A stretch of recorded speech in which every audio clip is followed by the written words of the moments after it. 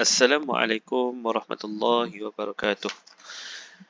Alhamdulillah, pertamanya marilah kita bersama-sama merafakkan kesyukuran kepada Allah Subhanahu wa taala di atas limpah kurnia dapat kita masih lagi kita dapat memanfaatkan nikmat-nikmat yang Allah kurniakan terhadap diri kita, antaranya penglihatan, pendengaran dan pelbagai lagi nikmat yang tidak terhitung jumlahnya. Alhamdulillah. Jadi insya-Allah hari ini saya akan membincangkan sedikit refleksi isu semasa berkaitan dengan perundangan Islam. Sebelum itu, saya memperkenalkan diri dahulu. Saya Syafiq Zulhairi bin Zainuddin, bernombor metrik A196842. Jadi, seperti mana yang kita tahu bahawa perundangan Islam, mahkamah di Malaysia ini terdapat dua perundangan,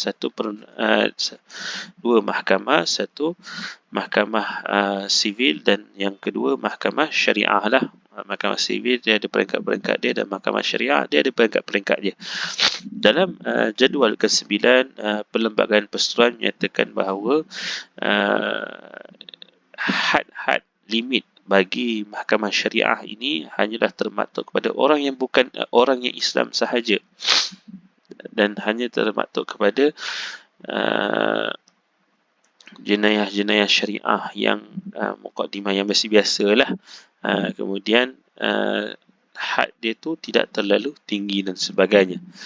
Jadi satu isu yang saya nampak adalah hukuman yang diletakkan bagi mahkamah syariah ini terlalu ringanlah nak dibandingkan dengan mahkamah sivil yang melibatkan ratusan ribu, juta dan sebagainya, yang melibatkan sampai dibunuh hingga gantung sampai mati kan. Contohnya dalam jenayah dadah dan sebagainya. Manakala bila melibatkan jenayah syariah, tidak lebih daripada 3,000, tidak lebih daripada 6 tahun, ataupun sebatan tu tidak lebih daripada 6 sebatan. Denda tidak melebihi daripada 5,000, tidak melebihi daripada 3 tahun, ataupun tak melebihi daripada 6 sebatan. Sungguh-sungguh terlalu rendah lah nak dibandingkan dengan hukuman yang dilaksanakan oleh mahkamah sivil. Antaralah dua jenayah syariah yang saya lihat, yang saya ketahui, iaitu antaranya persetubuhan luar nikah. Persetubuhan luar nikah. Maka ada Seksyen 23 Akta 559 menyatakan tentang persetubuhan luar nikah. Yang pertama diceritakan mana-mana orang lelaki atau perempuan yang melakukan persetubuhan dengan bukan suami atau isterinya yang sah dalam melakukan satu kesalahan. Sekiranya perempuan hamil luar nikah akibat persetubuhan dengan dilakukan dengan kerelaannya, maka kehamilan itu adalah keterangan prima facie. Yang ketiga, sekiranya mana-mana orang perempuan yang melakukan persetubuhan luar nikah melahirkan anak dengan sempurna sifatnya dalam tempoh kurang 6 bulan kamariah dari tarikh pernikahannya, hendaklah disifatkan telah hamil luar nikah. Dan jika disabit kesalahan, denda tidak melebihi RM5,000, penjara melebihi 3 tahun atau tidak melebihi 6 sebatan, ataupun dikombinasikan mana-mana hukuman ni. Ni yang pertama lah berkenaan dengan jenayah syariah. Yang pertama, persetubuhan luar nikah. Yang kedua yang saya tahu, minuman keras. Tidak minuman yang memabukkan. Seksyen 19 Akta 559 Akta Kesalahan Jenayah Syariah Wilayah Persetubuhan 1987 ceritakan bahawa orang Islam yang minum minuman yang memabukkan di kedai atau di tempat awam boleh didenda tidak lebih 3,000 atau dipenjara tidak lebih 2 tahun atau kedua-duanya. Orang Islam yang membuat, menjual, menawarkan, menyimpan minuman yang memabukkan boleh didenda tidak lebih 5,000, dipenjara tidak lebih 3 tahun atau kedua-duanya. Jadi daripada sini kita tahulah kedua-dua kesalahan ni dengan hukuman-hukumannya. Namun bila berlaku berulang kali, dia tak boleh lebih memberikan hukuman yang lebih daripada tu. Kan terlalu ringan. Kalau orang kaya kan, setakat 5,000 boleh bayar. Nak luar nikah boleh bayar. Tapi kalau penjara tu 3 tahun tu susah sikit lah. 6 sebatan. 6 sebatan kalau merujuk kepada mahkamah syariah ini terlalu dia tak sama macam mahkamah sivil. Mahkamah sivil ni memang mendera sungguh. Bila sebat sekali tu memang berbisa berbirat, memang terkoyak kulit sekali. Tapi mahkamah syariah punya sebatan hanyalah dengan tujuan untuk mengajar sahaja. Jadi tidak terlalu kuat. Tapi kalau diberi hukuman yang maksimum sebanyak 6 sebatan, apalah sangat. Sebatan dekat sekolah lagi sakit daripada sebatan mahkamah syariah lah kan. Macam tu keadaan dia. Nah, dia cerita pula dengan arak ni kan. Arak ni tentulah ibu segala kejahatan.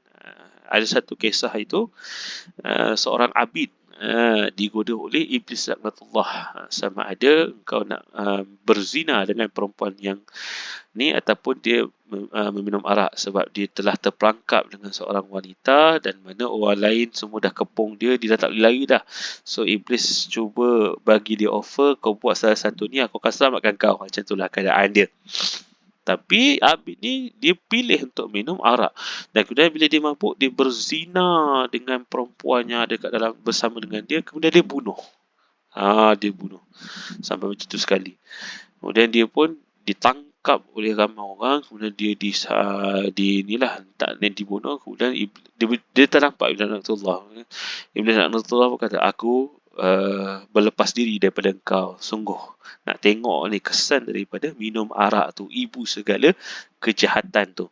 Tapi hukuman yang diberikan itu terlalu sangatlah apa orang kata, ringan, nak dibandingkan dengan yang kesan daripada minum arak tersebut.